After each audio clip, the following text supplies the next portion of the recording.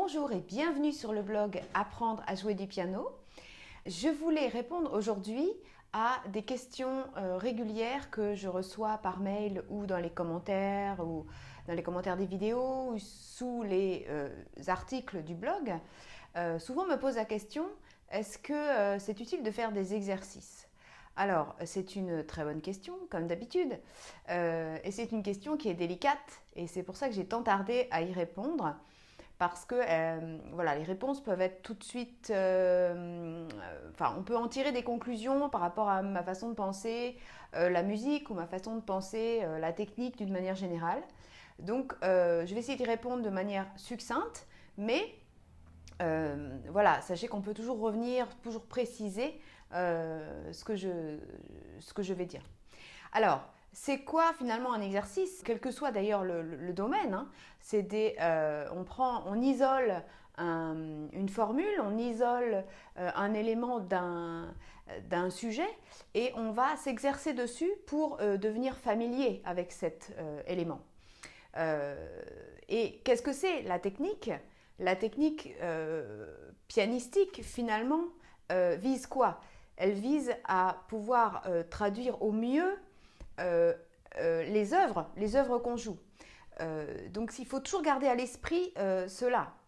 Qu'est-ce qu'on vise? On vise un son, on vise une impression musicale, on vise la musique. Et c'est ça qui est toujours très délicat, c'est comment isoler des choses, comment les prendre à part. Comment réfléchir, intellectualiser un élément qu'on n'arrive pas forcément à jouer et sans lui faire perdre de sa saveur. Et c'est ça qui est toute la problématique du travail technique ou de l'exercice technique. Donc gardez toujours bien ça à l'esprit dans ce que je vais vous dire. Donc d'abord je vais certainement vous décevoir, je suis ni pour ni contre. En fait, ça dépend de vous, ça dépend de vos objectifs, qu'est-ce que vous recherchez. Et moi, j'ai des périodes où je travaille ma technique de manière isolée et j'ai des périodes où je ne travaille que des morceaux et je travaille ma technique dans les morceaux. Donc voilà, ni pour ni contre, il y a justement des arguments pour et des arguments contre. Alors, juste petite anecdote pour moi, en fait j'ai commencé de manière très classique, hein, comme vous maintenant, ceux qui me suivent depuis un certain temps le savent, dans les conservatoires, et on me faisait travailler donc le Hanon, hein. J'ai commencé l'exercice technique avec le Hanon, qu'on connaît bien, etc., etc., le deuxième, etc., etc. Et puis après, il y a les gammes qui viennent, les arpèges. Après, il y a les exercices, je crois, sur des trilles, quelque chose comme ça, d'après mes souvenirs. Et après, il y a les octaves, il y a les octaves en gamme. J'avais travaillé un petit peu tout ça. Et ce qui s'est passé, c'est que au début, ça ne me dérangeait pas trop. Je dirais même que ça m'arrangeait parce que je pouvais faire des formules, je pouvais bouger mes doigts sans forcément savoir lire.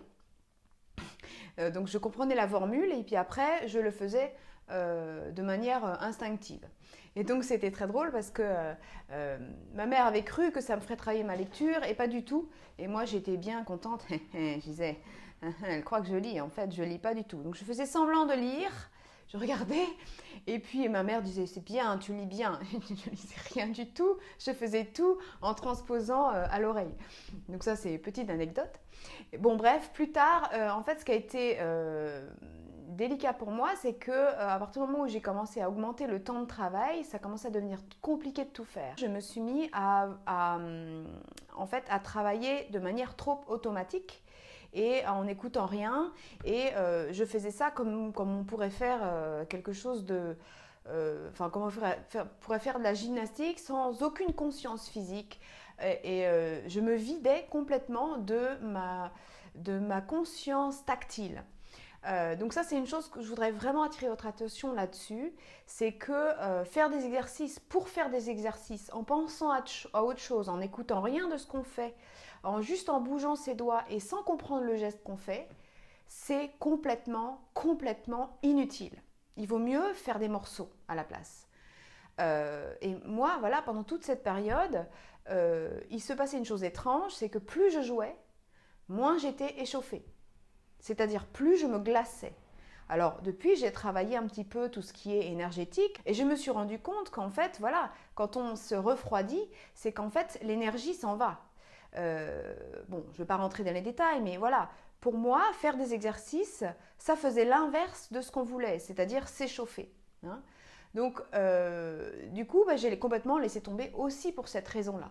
Donc, parce que j'avais peu de temps et parce que, en fait, ça faisait l'inverse de ce que je voulais que ça fasse. Donc voilà, bon, je referme la parenthèse personnelle. Alors, justement, venons-en au pourquoi faire des exercices. En premier, quand même, c'est pour s'échauffer éventuellement quand on a les doigts froids. Mais il y a plein de façons de s'échauffer finalement. Hein. On peut se mettre les mains sur une bouillotte, on peut se mettre les mains sous l'eau chaude. C'est une autre façon de s'échauffer. Alors ça n'échauffe pas de manière profonde, mais quand même, ça permet d'avoir les mains beaucoup plus chaudes. Si vous cherchez l'échauffement, ok, mais est-ce que ça vous chauffe vraiment? Est-ce que vous ne pourriez pas faire ça un petit peu plus rapidement, peut-être en vous réchauffant, en vous mettant un gros pull ou en vous mettant les mains sur le radiateur? La deuxième chose qui, pour moi, par contre, est beaucoup plus intéressante et qui est une des raisons pour lesquelles parfois je propose des exercices, c'est de pouvoir bouger donc, sur le clavier en essayant de comprendre un geste qui va être reproductible dans plein de morceaux différents. Et bouger dans un contexte aussi de tonalité, c'est-à-dire sentir et mettre dans sa main les différents claviers qu'on peut avoir par tonalité. Pour moi, il y a 24 claviers. Il n'y a pas un seul clavier. Parce que ça dépend dans quelle tonalité on est. Voyez, donc on peut avoir des mouvements qui sont différents en fonction des tonalités dans lesquelles on a les morceaux. Donc, ça permet donc de travailler, d'isoler, comme tout exercice, un élément physique qu'on a du mal à appréhender dans les morceaux et en plus de le multiplier à l'infini après dans tous les morceaux. Hein. Ça permet de faire un raccourci, c'est-à-dire que une fois que vous avez compris les gammes par exemple, eh bien dans tous les morceaux dans lesquels vous aurez des gammes, vous pouvez gagner du temps. Une fois que vous avez compris le geste de l'octave répétée, vous pouvez, dans tous les morceaux dans lesquels il y aura des octaves répétées, vous pouvez du coup gagner du temps et savoir, ah ben ça c'est octave répétée, c'était quoi déjà, voilà. Vous voyez, donc ça permet de prendre des raccourcis, de gagner du temps. Alors finalement, c'est quoi les exercices d'une manière générale? Il y a quoi? Il y a les gammes, il y a les arpèges, il y a les notes doubles, hein, les doubles notes, donc tierce, sixte, tierce à une main. Hein. Les sixtes, ou alors les gammes par tierce, etc. Et les gammes par sixte, etc. Après, vous avez les octaves, hein, les octaves en gamme, en tout ce que vous voulez, hein, en gamme, en arpège, voilà. Qu'est-ce que vous avez encore? Tout ce qui est tri, tout ce qui est trémolo. Ensuite, qu'est-ce qu'il existe? Vous avez le hanon dont on a parlé, le déliateur, les exercices de Phillips, de Doniani, tous ces exercices-là sont... ils sont ni bons ni mauvais. C'est juste qu'est-ce que vous cherchez? Quel est votre but en travaillant ces exercices? Si c'est juste pour vous exercer... mais vous exercez dans l'absolu, pour moi, ça ne sert à rien. C'est qu'est-ce que vous cherchez? Est-ce que vous cherchez un délié? Est-ce que vous cherchez de l'indépendance? Est-ce que vous cherchez à vous adapter à une tonalité? Enfin voilà, vous voyez, il y a toujours besoin d'un but. Alors, je vais quand même préciser une chose pour tout ce qui est hanon, déliateur, toute cette période où on a fait des exercices qui étaient essentiellement en do majeur. Attention, ils ne sont bons, à mon avis en tout cas, que si vous les transposez dans d'autres tonalités, d'accord? Ne les laissez pas en do majeur, c'est vraiment bête parce que pour le coup, c'est même néfaste parce que vous allez apprendre à rester uniquement sur le bord des touches comme ça en Do majeur. Et Do majeur dans les morceaux, dans le répertoire, je ne sais pas combien ça représente au niveau proportion, mais à mon avis, on est bien dans les 5%. Et encore, même dans ces morceaux qui sont en Do majeur, vous passez régulièrement en Sol majeur, en Fa majeur, donc dans d'autres tonalités.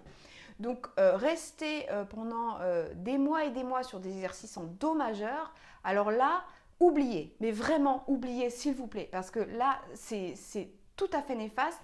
Vous apprenez pas du tout les gestes d'avancée dans le clavier au niveau des touches noires, les gestes de préparation des touches noires, enfin, voilà, vous apprenez des mauvaises positions. Ensuite, qu'est-ce qu'il existe? Il existe les études. Vous avez donc les exercices de Czerny qui sont très connus, l'exercice de Mossowski. Alors un petit peu avant, vous avez les exercices de Burgmüller qui sont assez musicales.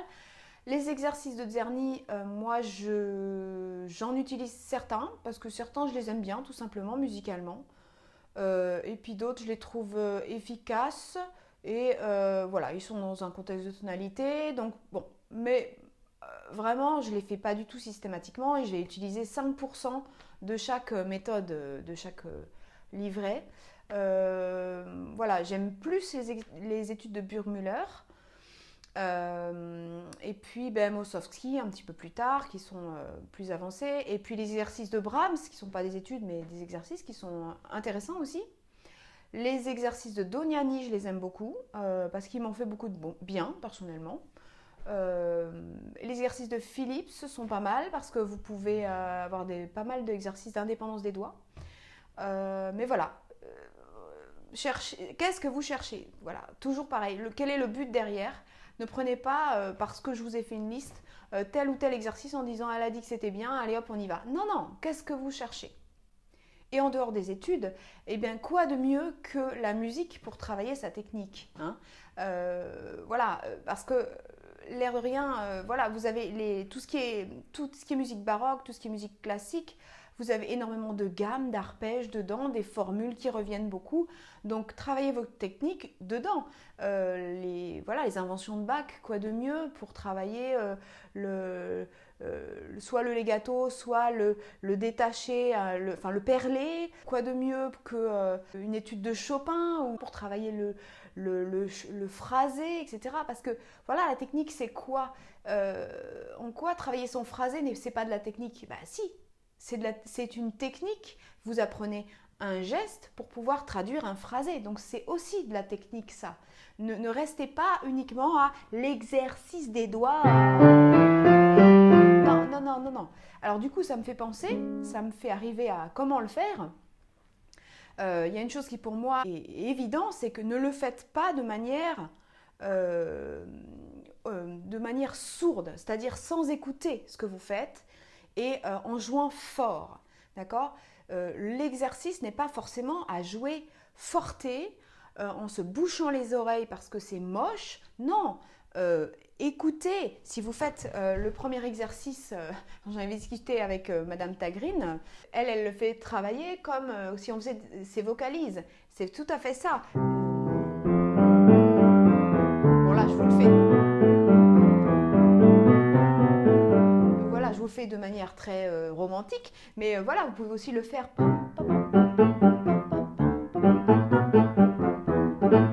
avec des rythmes, avec des différentes ponctuations. Vous voyez, amusez-vous avec ça, mais que vous soyez actif et que vous cherchiez un son particulier.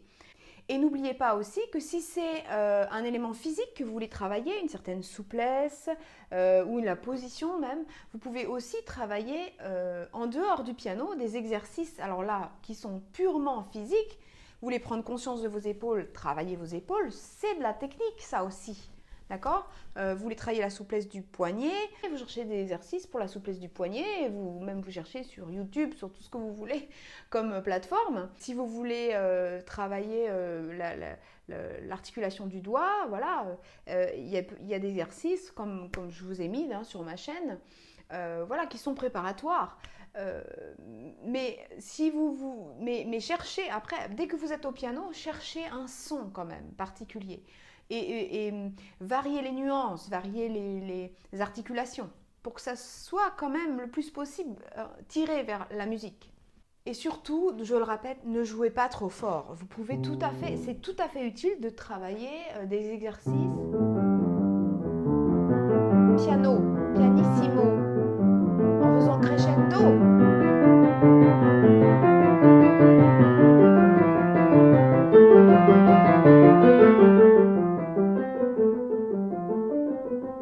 C'est difficile de jouer piano. Alors, ça aussi, c'est de la technique. Vous voyez, c'est inégal ce que je fais. Vous voyez, voilà, c'est important, toujours, vous cherchez un son, vous cherchez à apprendre quelque chose. Vous n'êtes pas en train de penser au poulet qui est en train de cuire.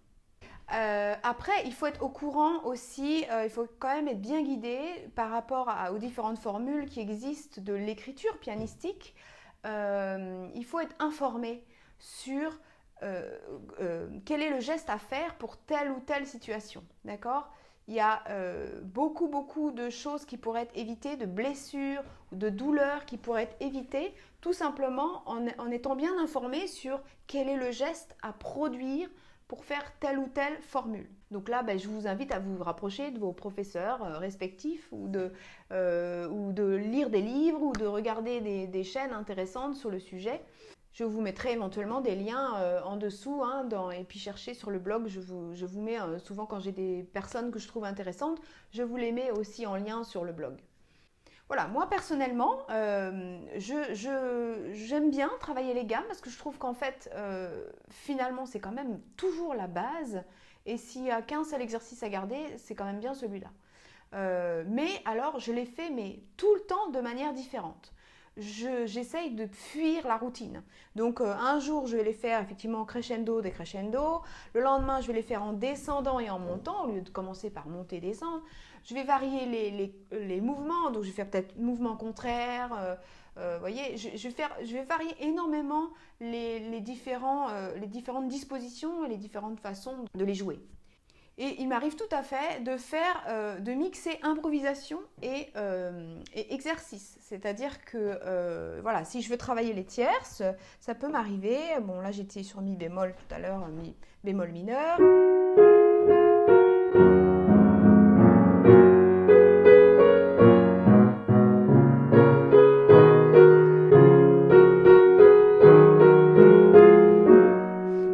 C'est pas du tout de la musique, c'est pas bien écrit, mais c'est juste... Vous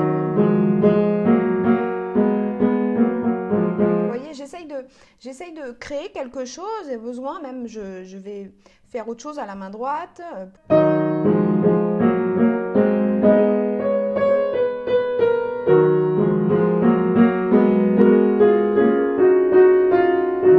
Voilà, et je fais des sixtes.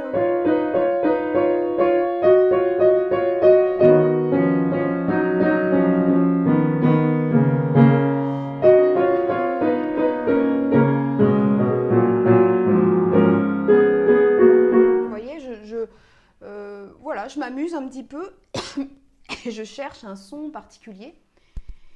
Excusez-moi, je crois que je couve quelque chose.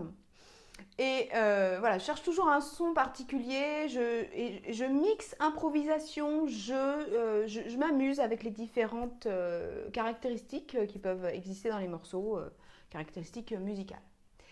Alors maintenant, petit cas particulier, si vous êtes débutant, l'exercice pour le débutant apporte un intérêt quand même certain. C'est que si vous arrivez à avoir une bonne mémoire gestuelle, vous pouvez assez vite travailler la vitesse sans forcément savoir lire. Donc comme je vous le disais tout à l'heure pour moi, effectivement, des exercices comme Anon ou déliateur peuvent vous permettre de commencer à travailler un petit peu dans la vitesse, mais des formules qui se répètent. C'est compliqué de travailler sur les morceaux la vitesse tout de suite parce que vous avez le frein qui est le déchiffrage, d'accord ? Donc pour les débutants, je trouve que c'est pas mal, voilà, d'en avoir 2 ou 3 et de rouler dessus pour tout simplement que vos doigts fonctionnent, commencent à prendre l'habitude d'articuler, de fonctionner tout simplement un petit peu plus rapidement que sur vos morceaux que vous êtes en train de travailler. Mais voilà, si ça vous barbe prodigieusement, que vous ne voyez absolument pas l'intérêt, que vous n'êtes pas guidé pour le faire, eh bien, ne le faites pas. Voilà, ne le faites pas, faites-le que quand vous voyez un intérêt. Moi, je pense que quand même dans les premières années, l'urgence, c'est quand même que vous appreniez aussi comment est faite la musique, c'est quoi une tonalité, c'est quoi un accord, c'est quoi une tierce, c'est quoi une sixte, et passez plutôt du temps dessus à ce moment-là si vraiment vous ne voyez pas l'intérêt de l'exercice et que vous n'êtes pas guidé pour ça. Penchez-vous plutôt, achetez des livres pour ça, achetez des méthodes pour ça. Penchez-vous plutôt sur comment est construite la musique. Ouvrez vos oreilles, travaillez votre oreille. C'est quand même bien plus important au départ de se pencher là-dessus. Il y a beaucoup de choses à connaître. Et travaillez vos morceaux, travaillez beaucoup de morceaux. Et c'est beaucoup plus utile que de passer une demi-heure, je ne sais pas si vous travaillez 1 heure par jour en tant que débutant, si vous travaillez une demi-heure vos exercices, mais quel dommage, vous perdez plein de temps.